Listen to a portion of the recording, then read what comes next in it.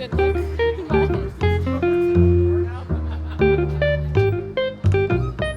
Today we're at Cong Caphe on Bloor. It's a Vietnamese coffee chain that first opened in Hanoi, Vietnam.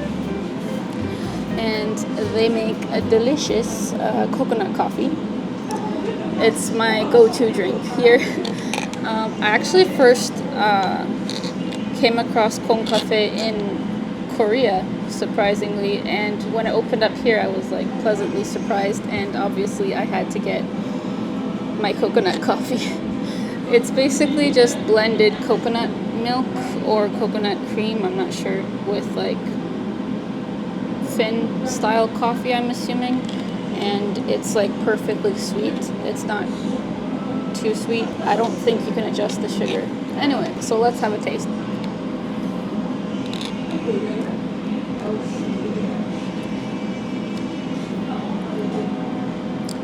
10 out of 10. Highly recommend.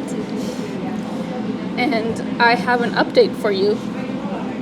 I successfully completed one hypnosis session a few days ago, like I said I would, and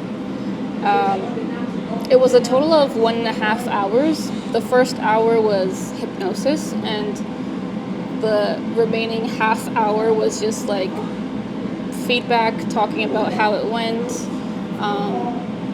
what resonated, what didn't. And it was really weird because I felt like the 1 hour of hypnosis passed by in like 15 minutes, and after the hypnosis the half hour felt like 5 minutes. And apparently that's a common side effect of hypnosis, like you experience this time dilation where, you know, you're super relaxed, you're almost like in a flow state, so you don't really realize how fast the time is passing. I kind of felt like a sloth. Like the time was just like too fast. Even after like I got out of the hypnosis, I'm supposed to be alert, but even then the 30 minutes went by in like 5 minutes. I don't know how that happened, but I would say it was a pretty successful hypnosis session. Basically, the hypnotist lady, I'm not gonna say her name, she gave me like headphones, and she had like this whole like setup that kind of resembled like the podcast setups, like with a big microphone and all that. And basically, even though we were in the same room, I was like lying down on the recliner, and I had my noise canceling headphones on, and they were directly connected to the microphone. So even though we were in the same room, I still listened to her through noise canceling headphones, which I actually appreciated because you know, the noise of the outside was pretty much gone, and she was able to play like relaxing music in the background while talking very clearly through the microphone. And she basically, for the first few minutes, I'm not sure how long it lasted, but she slowly got me to relax and like enter the hypnosis state of mind. I'm not sure if it's like theta brainwaves or alpha. I guess it's like theta. It's like you're lying down in bed, about to go to sleep, but you're not sleeping. So you can clearly remember and hear what she's saying. So you're fully aware, but you're just like super relaxed, and it's like you're getting a massage done. Like, you know, that sort of relaxation, that state is very similar to the state I was in during my hypnosis session. I did have some resistance to like fully entering the hypnosis state because the hypnotist instructed me to count down from 100 to 1, and I took that instruction way too literally. I felt like I had to continue counting down, even though she didn't want me to like continue counting all the way down to 1. So I did count down until like 50 something. So I guess it took longer than she wanted it to. But once I entered the hypnosis state, I was basically in my own inner world, trying to imagine different places, landscapes, whatever. It was kind of hard because I have trouble visualizing, but surprisingly, I was better at imagining things during that hypnosis state. And in the meantime, the hypnotist basically spoke suggestions into the microphone, and those suggestions were all the beliefs that I should believe in, like the healthy beliefs that would increase my confidence and self-esteem and all the good stuff. And basically I was kind of aware of the suggestions. Like, I would hear her, but sometimes I wouldn't like pay any attention to those suggestions because I wasn't really concerned with what she was saying. I was just chilling, relaxing in my inner world and exploring. And like after the hypnosis, your life doesn't like drastically change or anything.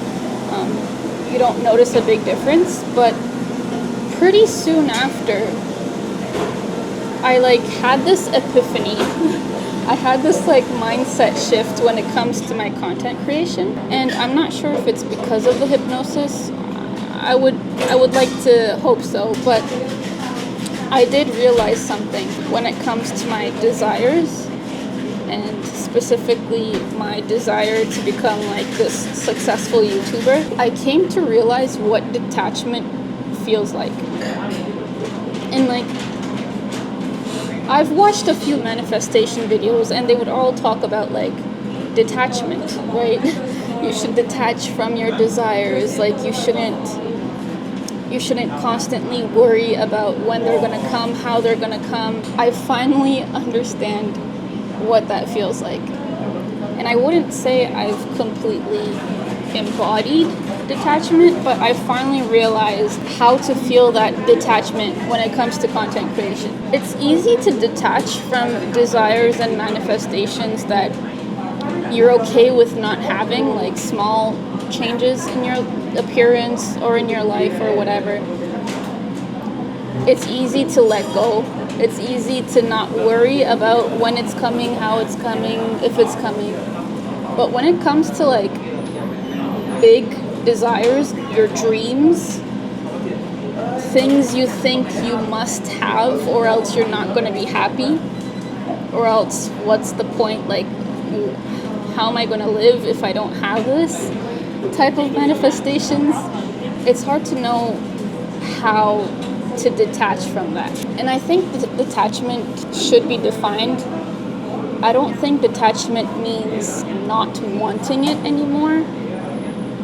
You want that manifestation for a reason, so like you shouldn't try to pretend to not want it.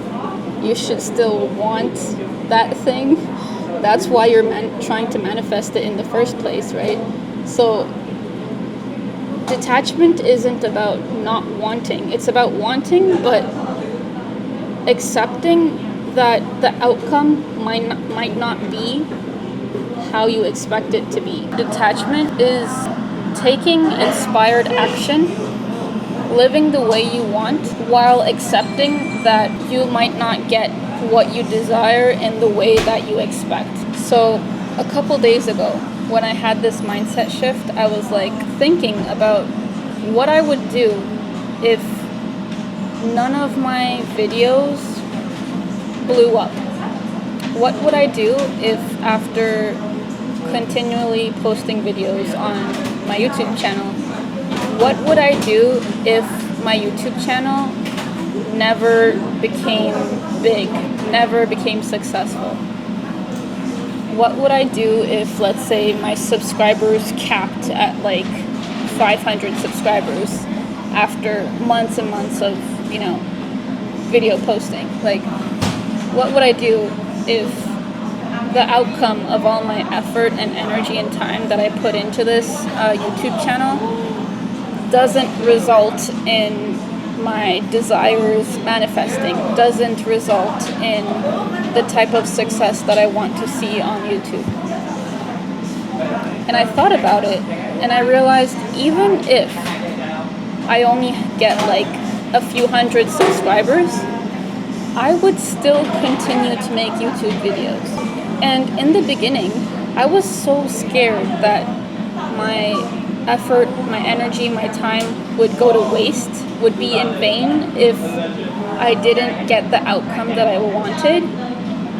And that was always preventing me from starting this YouTube channel, because I didn't want my energy and time and effort to go to waste. I wanted to get my money's worth. I wanted to get my effort and energy's worth of, YouTube success. And I realized, wait a minute, I would still publish videos. I would still post videos even if I failed on YouTube. And that's because I want to publish videos no matter what. I feel like this pull, this need to publish videos, not because I love doing it, not because it's like my only passion in life, but because I want to do it. I feel the need to do it. I feel the pull to film videos and publish them. So even if I fail at this YouTube thing, I would still continue to film and publish videos. If not for the success, at least my future self would have like hundreds of video diaries, in a sense, where I can look back and see who I used to be at any given point in time, right? It's like each video is a gift to my future self. Each video is like a journal entry that has audio and video and way more context compared to traditional like handwritten diary entries, right? I was never able to create a habit of like writing in my journal. I do have a few diary entries, but when I would read back those diary entries after a few years, sometimes I wouldn't remember the mindset I used to have. I wouldn't remember who I was when I wrote that diary entry. But with videos, I can more clearly remember who I used to be, right? So even if I fail at YouTube, at least my future self would be able to look back at the videos I published and, reminisce, experience some nostalgia, and like look back on these times in my life. So once I realized I would continue filming and posting videos even if nobody watched them, that created the detachment I needed to continue on this journey, because I'm not so concerned with the numbers or metrics anymore. It feels like a big burden is lifted off my shoulders. I feel a big sense of relief that, all I need to do is just film videos for my future self, and that's it. Film videos for my future self, my past self, maybe 5 other strangers on the internet that would benefit from my videos. So I'm not thinking of the millions of people I want to attract to my YouTube channel. I'm just thinking about future me, past me, maybe a couple strangers that would be interested and that would, benefit from my message. So I don't need to worry about anything related to my YouTube channel anymore. I don't need to worry about who's going to watch my video. I don't need to worry about how many subscribers I'm going to have. I don't need to worry about how I come across to potentially thousands of people that would watch this video. I don't need to worry. And that doesn't mean like I am completely worry-free right now. That doesn't mean I'm super chill and like I don't want my YouTube success anymore. I still want YouTube success. I still want to be a successful YouTuber, and I still want to influence and inspire millions of people online. I still have my dream. I still have my desire. But if it doesn't come true in the way that I want it to, if it doesn't manifest at all, I would be upset. But that's not going to change my actions. That's not going to change how I show up. Like, that's not going to prevent me from filming videos. And if it's not going to prevent me from filming videos, might as well continue, right? That is inspired action. And we'll see how it goes. Hopefully, I am able to manifest the dreams that I have. But I finally realized what detachment looks like for my specific desire, my specific dream of content creation. I think it's different for every single manifestation, every single dream, every single desire.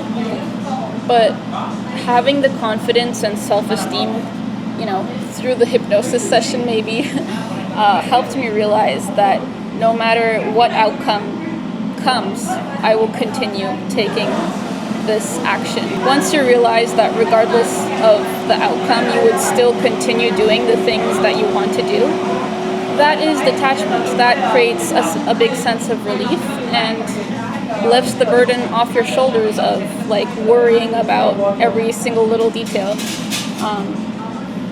And you still continue to want your manifestation, you still continue to want your desires and dreams, but you're not you're not overthinking it, you're not worrying about every single detail. That's basically what detachment is.